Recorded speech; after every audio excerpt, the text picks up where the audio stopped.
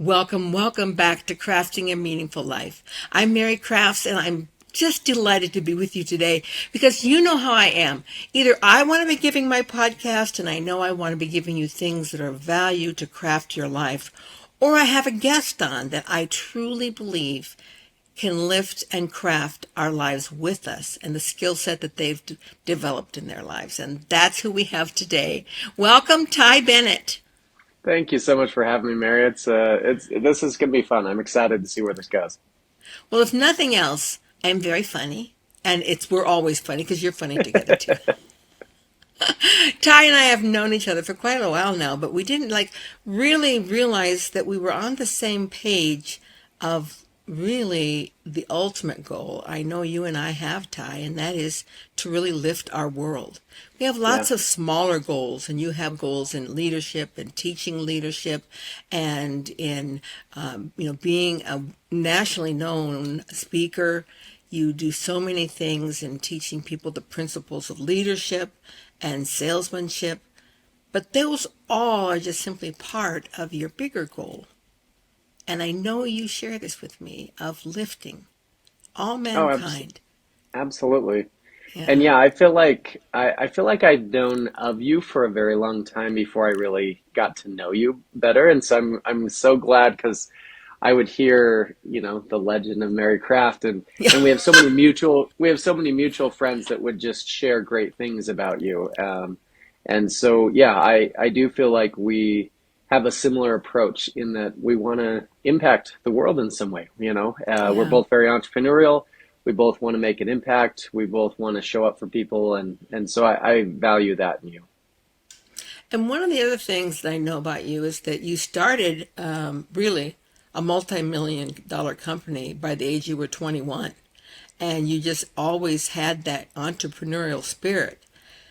But at some point, you decided that being an entrepreneur wasn't really enough, Mhm. that you wanted something else, something more. So let's pick it up right there. Okay. So yeah, I definitely am very entrepreneurial, but I have always, from a young age, always known that I wanted to make the biggest impact on the most amount of people, right? And speaking was something that always intrigued me, but I felt like I had to do something with my life to kind of earn the right to be on stage at some point, to be able to do that. And writing books, I've now written four. My fifth one will come out this year. I That was never really part of my thought process. Originally, it was more speaking was the draw for me, but I think they go hand in hand, and it makes sense to crystallize your ideas and to be able to put something together that's tangible and people can use. But yeah, for me, uh, I think a lot of people, well, I've talked to a lot of people, they go through this chase of success, and then they say, at that point, you can start thinking about legacy or making an impact or however you want to word that. And I don't Yeah. know that it was exactly that way for me. It was more a means to get there. It was I knew that this is kind of the goal I wanted to pursue. This is where I wanted to spend my time. And so I just wanted to figure out how I do that. And there's been lots of other things along the way that pop up as an entrepreneur. I think you kind of get your hands in a lot of different things, and I still do. I own multiple businesses now, um, but yeah, what drives me more than anything, where I feel the most alive, is when I'm working with, talking to, speaking to Yeah. groups of people and talking about things that I think will move the needle. And as much as I love my podcast and I love doing this, there is nothing like being in front of people and making that connection. No matter if the Mhm. group is 20 or if it's 2,000, it's that connection to people that you can see and feel in the audience when suddenly they go from eating their meal or being distracted on their phone to turning. It's almost like you can feel the whole audience turn toward you and reach into you. Now, I know what that moment is for me, and I believe it's the same for you. And it has to I do don't, with that moment you've hooked them with a story. So let's yeah. talk about that. Well, I'm a huge proponent of storytelling. I wrote a book called The Power of Storytelling. I teach Yeah. storytelling, and I agree. I think stories are one of the most unique tools that you have as an influencer to be able to connect, to engage people. There's a lot of science behind why that works in terms of the chemicals that it generates in the brain, in terms of brain activity, emotional connection, all of those things. But yeah, when you can grab an audience and it feels like they're just right there with you, there is a palpable connection in a room. It could be a room of, you know, with 20,000 people in it, and you can feel that. And I agree. I don't think there's anything like it. I think stories open doorways to people's hearts, to their emotion, and because of that, they remember them, they act on them, they really move because of them. And so, yeah, my bent as a speaker is always to go towards stories and to use stories to illustrate, to use stories to introduce ideas, and as much as possible, bring stories into it. And I tell stories a lot. I'm a great storyteller, by the way. But when sometimes people say to me, Mary, I love how you tell stories, but I'm not a very good storyteller and I don't really have any stories. What do you say to those people? So two things. One, I do think there are people, some people are more natural at it than others, right? Just like any other skill. But I also think it's a skill, which means it can be learned. As I break down the concept, like in my book, The Power of Storytelling, I wanted to teach it as a skill. So I wanted to teach, here's the formula. Here's how you bring out characters. Here's the details you put in, details you take out, all those things, which means I think you can move up the scale. So if you would say I'm naturally a 2 out of 10, let's move you to a 6, right? Like I think there's things you can do, and it takes practice just like anything else. But in terms of people saying I don't have any stories, I think everybody has Yeah. stories. I think what we're often doing is we downplay our own experiences, and we think that the stories have to be these huge elaborate things. Sometimes simple stories with a key point, right? Just being able to pull the idea out of it. You know, I have 5 kids. I share stories about my kids on stage, like just simple interactions. I share stories, like they don't have to be huge things. Sometimes they're just a conversation that changed your perspective. Sometimes they're, you know, a mistake that you made and the learning lesson from it. Like there's so many things that you can do. And often those stories are the most relatable, right? Because when you tell stories of doing something, you know, just huge, that can have impact. But so there's a difference between shock and awe, like which is interesting, and relatability. And so, like for example, if you take a story of like climbing Mount Everest, that's engaging from the get go. Like, oh my gosh, Yeah. that's incredible. Yeah. But I think the job of the storyteller is to then take that and translate that, make it relatable to me in terms of how do I use something from this? Because I've never climbed Mount Everest. I don't think I ever will. Don't But say what does that. that but what does that mean to me in terms of like how can I use one of the lessons from it so that there's something I can take from it? So instead of what I think the relatability piece, the way you can tell that is instead of me walking away from your story saying, "Wow, that was a cool story. She's an amazing person. That he's a great guy." Instead, I'm saying that was a great story because I learned this or because I can use this, right? When there's that transference of the value of that story, then it becomes very meaningful to the person listening. Yeah. I remember I sometimes, not very often, I share a story about being in second grade because it's the Hmm. first story I can remember about learning the lessons of resilience and That's what it cool. means to stand back up.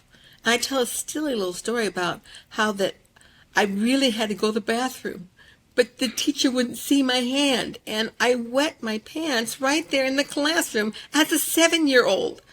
And when I got up and ran out and I ran home, and the next morning my mom said, "Why aren't you getting ready for school?" I'm like, I, I'm not going back Never to going school. back. I'm not ever going back there. And she said, "Oh, yes, you are." And at the time, I just thought she was the meanest mother in the world. But now I realize that was my first step into resilience and standing back up. And so something as simple as that Yeah. from 7 year olds can have it's suddenly people start saying, oh, that must have been my first lesson of resilience. And when was it that I first stood back up from being knocked down? And so I love that kind of a story, no matter how big or grand. I've got big and grand stories, but you can't always relate to them, like you said. Yeah. And I think one of the things just in that is as us, speakers, influencers, when we're telling those stories, is just adding in that extra little piece that's the you focus question where you throw it on them. Yeah. Where have you learned to stand back up? What was your first lesson in resilience? And just let them think about it, because I think that it's not enough just to speak at people. We have to speak with people and get them to ponder it, get them to think about, how do I relate this? How do I use this? And so sometimes just adding that little question in there all of a sudden makes them go, huh. And now they're starting to apply it to themselves.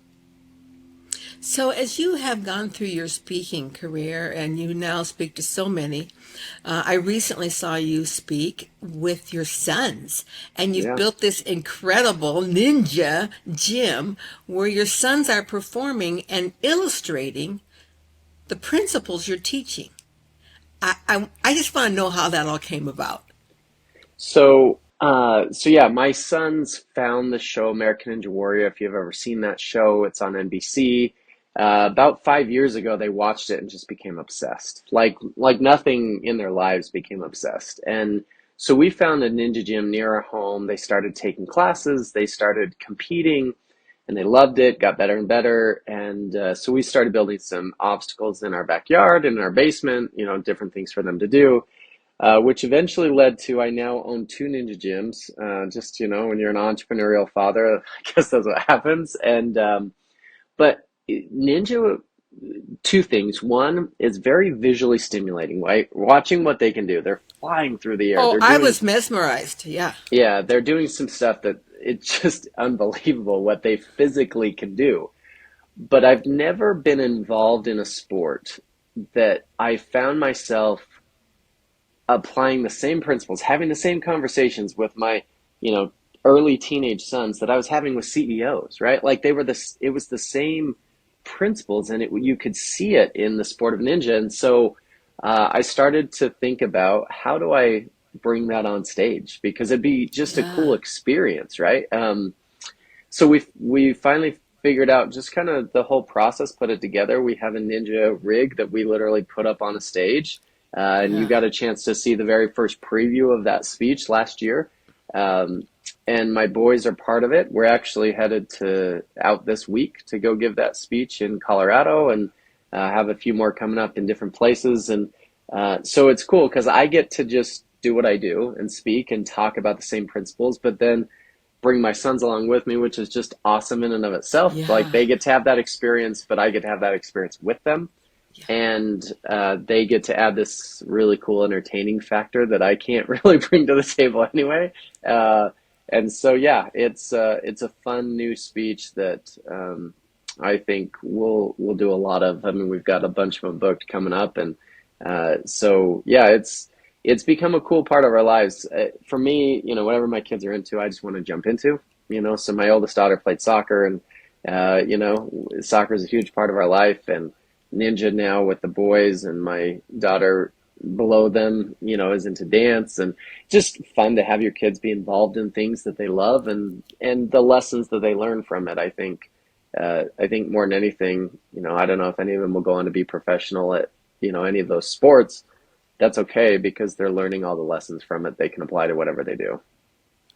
And I think that in the greater, bigger picture of things, to have you, doing what you do so well and having your sons involved with you and watching you, it has to be the most inspirational thing that's happening in their life and will have the longest Well, term benefit. and I hope it is for them, but I also could tell you it is for me too. Um, Oh, I yeah. I love the work ethic they put into it. I love that it's opened up so many conversations, right? Like, that I could go into it and say from the get-go, guys, we could approach this two ways. I could pay you just by the hour to set this up, to show up and do it, to practice all those things, or you could have ownership in it with me. and like have that entrepreneurial conversation of what does this look like and what could it lead to, and Yeah. how do we get this book these speeches, and how do we get it in front of other people, and how do we market, right? Like they're just involved in all of that, which is so cool. And yeah, so we'll see where it leads, but it's I think it's an incredibly engaging speech, and teaches some great lessons, and it's so fun to have them be part of it. So what did they choose? Hourly or No, ownership? they're smart boys. They have ownership in it. So, uh, which means, right, in the beginning you make less money, uh, and they're putting in lots of hours to practice and put it together and help me develop it and all those things. But as they're now we're booking speeches at really good fees. The amount of money they get as a percentage is very different, right? And kind of blows their mind a little bit in terms of, Yeah. what that can mean. And so, yeah, it's super fun. I think one of the biggest lessons that you've allowed them to learn is that really from, the time we're born until most people into their 20s and some into their 40s and 50s and 60s don't know how to delay gratification. Yeah. Well, they want what they want and they want it now. And they're not interested in what I can have tomorrow. They want to know what they can have today. And that is a skill set that is hard to teach. And you've done a masterful job at it. Well, I think it's so important in everything. And yeah, our world doesn't teach it very well, right? Everything's at our fingertips, everything is there. I mean, I even just had this thought yesterday. I was watching this video and it showed a kid just sitting on his bed, like flipping a basketball. And I was like, kids now just have a phone in their hand, right? Like it's there's something constantly engaging them. And just to like sit and think, how often does that happen? Right? I mean, we just live in a world where everything's right there. And so, especially if you go the entrepreneurial route, learning how to work really hard and not have the benefit and have the long-term vision. I mean, that's, you have to have that. And so, yeah, I think it'll serve them well. So, another big piece of what you talk about and what you teach and what you've written about in a book is the concept and the principle of leadership. Mhm. And it's, in my opinion, one of the most important things you can teach because it's not only how to manage yourself and to lead yourself into what's next in your life, but to be able to manage a team, a group, a company. Because I always say greatness doesn't flow from the bottom up. Greatness flows from the top down with those people who have learned how to be true leaders. So, how do you begin to teach that concept? So I definitely come at leadership from the people side, right? I'm not your operational guy. I'm not Right. like, here's how you develop systems, all those things. I think I've learned a lot of those things in the process of just what I do. But uh, for me, I think leaders are in the people business, right? I think we work with, manage, and hopefully inspire and impact people. And so I want to teach people how to put people first. I want to teach people how to build relationships. I want to teach people how to invest in their people, how to be able to create open dialogue and conversation, how to uh, show up for them and be able to empathize and give them the support that they need. All of those things that I think make a difference. They engage people differently. My latest book is called Partnership is the New Leadership. And I think Oh, that's I how we love approach it. that. If we partner with people, we show up differently when you partner with people, right? If you view people as subordinates, you everything changes versus a partner. That's very different. I also, I had an interesting experience. So the first business that we built um, was in direct sales, which meant that all of the people that were part of our sales team were Hmm. 1099, meaning they're Right. entrepreneurs in themselves. I have no, like, I don't hold their paycheck in my hand. I don't have any like power to take anything away from them, which meant that I have to lead by influence. I have to earn it because they don't have to follow me necessarily. Um, that helped me to recognize a very important fact around leadership is that when people choose to follow you, it's a very different level of commitment and engagement than if they just have to follow you, right? Because there's a lot of leaders that, people are like I'm just going to do the bare minimum because otherwise he's going to fire me and I have to listen until I find my next job. Mm, But when people show up voluntarily and they buy into you and they know that yes. they want to be around you, they will show up as their very best selves. Yes. I I understand that principle, and I understood it from a young part of my company, but I didn't integrate it into myself until probably I was at least 50, 20 years in. And I used this caring for other people. This is just being out there and vulnerable as a manipulative tool. I learned that if I acted like I was really concerned and would have people into my office and always say hello to people and knew more about them, that I could manipulate them into better performance, into more loyalty. People would go, they would work at culinary crafts during their college years. They'd graduate and then go off to and then come back because they missed working in the family, but yet it wasn't the right place. And it wasn't until I was maybe then 55, 10 years before I retired, that someone at an event said something to me that they were never going to remember what food they ate a year from now, but they're never going to remember how they felt. And afterwards I thought, what a sad thing that what they're feeling is false. Hmm. And what would happen to my life, the life of my company and my employees, if I shifted my motivation from fear of failure, so I'm like the best of the best, to love. It changed my life and it changed my company. This time my actions were identical, but the feeling was different. That's so interesting because I've had this conversation with people before that when it comes like the difference between influence and manipulation, they're the same Uh, actions. The difference is intent. That's it, right? Because yep. you're doing the same things as I would teach you to like. Here's how you lead in an influential way. All the same thing, but yeah, I think intent is we show up as a leader, and that allows for so much more depth. It allows for real connection to take place, and I didn't know you back then. I only know this version of you. And, I know the genuineness and how you show up for people, which is awesome.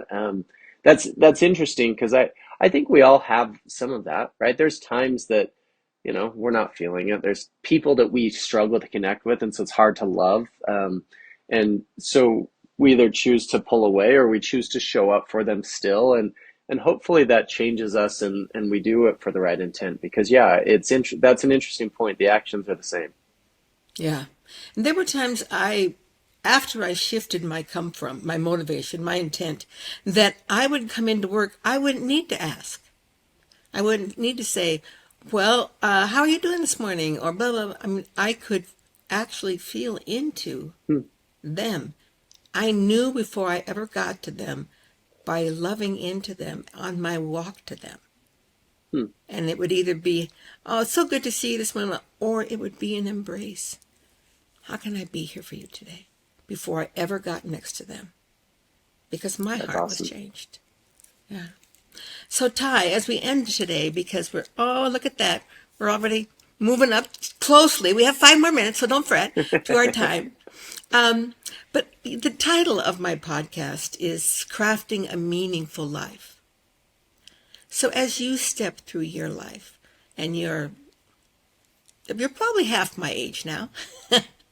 I'm 70, so I'm thinking you're probably close to half my age A now. little bit over, but yeah. Okay, but close to half. And but as you really ponder upon that art of crafting your meaningful life, how are you doing that? What are your intent and what do you focus on?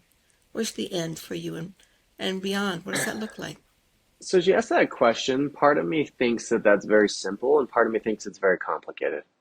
Um, the simplicity of it is if you get very clear on your what you value, what brings you joy, the things that are most important, where you come alive, where you feel like you can make the biggest impact. For me, those things are very clear to me, and because of that, I know where I want to engage.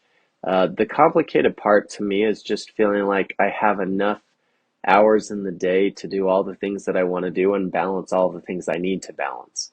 Um, with 5 kids, obviously that's got to be a huge priority. And family is extremely important to me, and I want to be there for all of those things. And I also want to build businesses and make an impact and speak around the world. And so it's just, the balance of that sometimes is complicated. I think finding perfect balance it's an ongoing process. And people ask me about that all the time. I was like, I don't know if I'm the right person to Yeah, answer this yeah. question, because sometimes it feels very unbalanced certain ways, and it has to.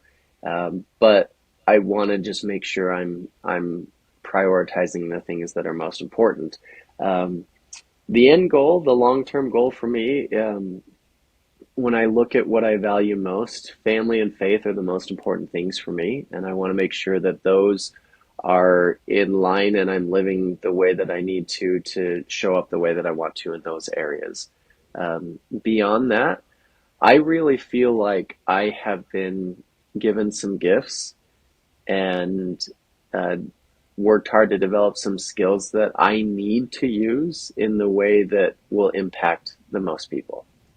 Yeah. I feel like you could call it calling, you could call it mission, you could call it purpose, whatever you want to call it. But I feel like that's part of why I'm here is to do the work that I do. And so I want to do that in as big a way as possible and be able to take that to as many people as possible and try and help um, and make an impact. And that's where I feel uh, the most purpose, right? Like when I'm on Yeah. stage, I don't know how to describe it other than say like this is what I'm supposed to be doing.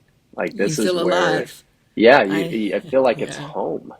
I mean, some yeah. people would be so nervous to stand up in front of a group of thousands of people. To me, like that is my happy place. Like that's where I feel Yeah. like the most authentic version of myself, the where I'm using my gifts and I can engage with people and I own that space. And so, yeah, I want to keep doing those things. We're trying to grow several businesses and doing great with it, and it's fun. And this Ninja Warrior thing, it's become a venture, and I want to pursue it with my boys as far as they want to pursue it. And then when they don't, we'll see what that leads to next. But yeah, I want to feel like I'm living with purpose every day. And there's days that feel more like that than others, but that's what I'm pursuing. I think there are two kinds of people who are comfortable on stage, and they're no different than those two people that I described myself as an entrepreneur. It's Either true. one, manipulative, I want you to hire me again, aren't I fabulous? But underneath, they kind of really don't know. Hmm. And the person who's up there, out of the motivation of love, and what makes people accessible on stage in front of that group is nothing less than the willingness to be naked. Some people say, "Oh, I can't be on stage. Uh, it's like, they're all seeing me up there naked." I'm like, well, that's when you know you're ready to step on that stage and make a difference, when you're willing to be emotionally naked and still loved. Hmm. And that's how I see you, Ty, as someone who's willing to be and to walk the walk of being emotionally naked to the people you speak to. And the story is powerful, but that piece is even more powerful. It's interesting how you said that. Just I like that. I've coached and worked with a lot of speakers and continue to. I've often said that people who really connect on stage are comfortable in their own skin. Yep. Same kind of idea, right? Yeah. Because there is something about it, like we just either kind of connect or there's just something like I don't know what it is. I can't even put my finger on it. Like, but they're just not quite. It doesn't feel right. Um, And yeah, I like how you describe that. Maybe not emotionally naked, but but sometimes that's how it Well, feels, right? I mean, that's the that's one reality of the is slides in my PowerPoint. okay. After I've done all the talk, I put up the one thing and it just says, "Are you ready to get naked?" And you That's hear awesome. all sorts of things like the gasp or the Yeah, you know, or then there are those that like after everything I've said, they get it it's true. No, and they start raising their hand. hmm, no, I get what you're saying. But there's a discomfort with it until you Yeah. lean into it. Um, and I think that's the sticking point is a lot of people won't push past that discomfort.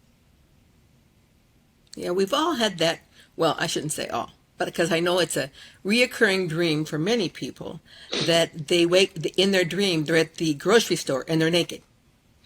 You know, and I've researched all the things about what that means about you think about yourself. But what's the key point is if you could have that dream and have it be okay, that someone could see me that way and love me and accept me every step of the way. Isn't that the most beautiful? When I tell you the story about, I seem to have an issue with wetting my pants when I was climbing the bridge over Sydney Harbor, and I was so scared that I wet my pants, and I yelled down below, "I'm so sorry, I'm so sorry." Do you know what I mean? But the fact that I'm willing to tell that story says she's a real person, and she has walked my shoes, and that's what allows us to relate. Ty, I'm so grateful for you to have been on here today because I know you're a big deal and I know you're very busy. And for you to take time to share with me today, what do you feel like is the greatest thing that you're doing right now? What would you like most for our listeners to take from this that you want them to know more about from you? Well, I'm going to answer that two ways. When you said the greatest thing that I'm doing is raising my kids, like that's for Yeah. me by far and away the most important thing. What I'd like them to know more about, because they're not going to help me raise my kids, uh, what I'd like them to know more about, what I'm most excited about is doing this ninja keynote speech with my voice. Because if I am going to travel for a speech, if I can bring them along with me and have them be part, like I'd much rather do that, have that experience. But I also just think there's nothing like this speech anywhere in the world Nope, nope.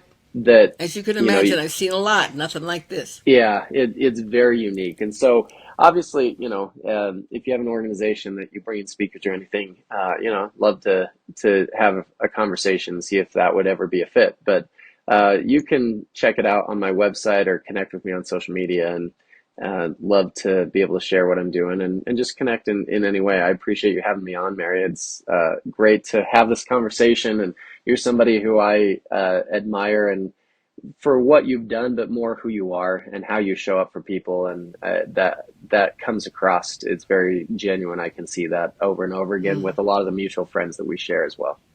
Yeah. And so that's my final thing to my listeners. I brought Ty on here because I think he has value for you. So don't just leave it here. Follow him on all of his social media. It's pretty easy. Ty, Ty, Bennett, Bennett. That's his website, tybennett.com. We've included all the links at the end of the podcast so you cannot lose sight of this. And that's what I would ask. Because I've heard this talk, if you have opportunity at your work to recommend a speaker, he's your guy. If you want to be more comfortable as a in leadership and as a storyteller and all the things that move people to find their authentic self, buy a couple of his books. I'm telling you, they're pretty powerful things. Even an old storyteller like me learned something. Thank you. Ty, thanks for being with us today. And to all of you, be sure and craft your meaningful life with purpose every single day. Thank you. Namaste. Crafting a Meaningful Life.